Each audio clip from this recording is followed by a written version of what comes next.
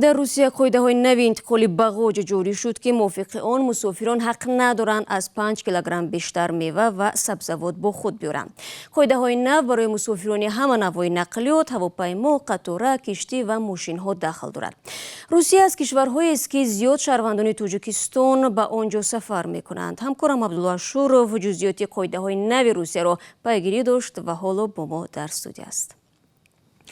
عبدالله سلام، بگو که اکنون ҳангоми سفر به روسیه چند کیلو سوغا بردن ممکن است و عموما چی بردن ممکن است و چی نه؟ سلام شهلا، موافق قاعده های نو همه گونه سوغاهای خوردنی نباید از 5 کیلوگرم بیشتر باشند. در دفتر مطبوعاتی خدمات فدرالی گمرک روسیه در صحبت با آزادی گفتند موافق قرار حکومت روسیه مسافران حق دارند تنها تا 5 کیلوگرم مواد غذایی را با خود بیارند. در این میان کارتوشکا، تخم رستنی و گل استثنا می باشند.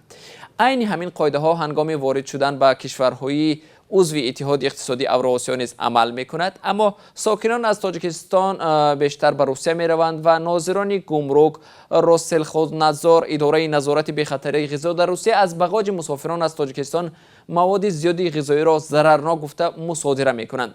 برای مثال اداره گمرک ولایت خانتی-مانسیسک روسیه خبر داده است که تنها از 5 تا 10 آگوست سال روان از бағоҷ مسافران از تاجیکستان حدود نیم تن مواد غذایی را مصادره و محو کردند.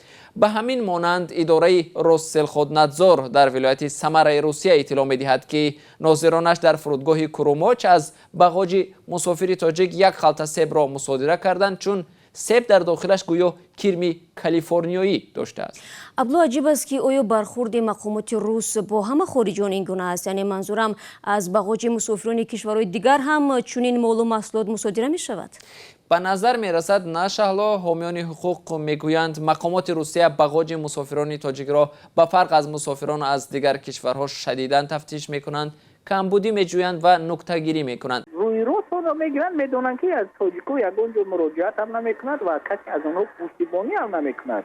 چون این کار را میتوانند که روس‌ها و شهروندان دیگر دولت‌ها از تاجیکستان بیارند و یک کسی با آنها کار ندارد. فقط گپ درباره شهروندان تاجیکستان است. حتی کلچه ها را فکر میکنند که در درون آنها گویی نباشد، یا که آنها خود سگ خود را سر میدهند که آنها را بعد این سل آنها را خورده می شود.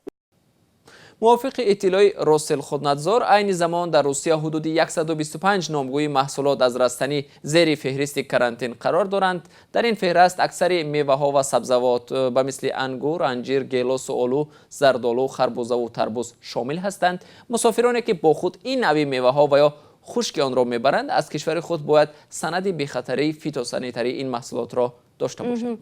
تشکر عبدالله. امید می‌بندیم که من بعد مهاجران عزیز ما قبل از سفر به روسیه و بردن دستاویز خوب فکر میکنند تا اینکه بعد درد سرشان نشود.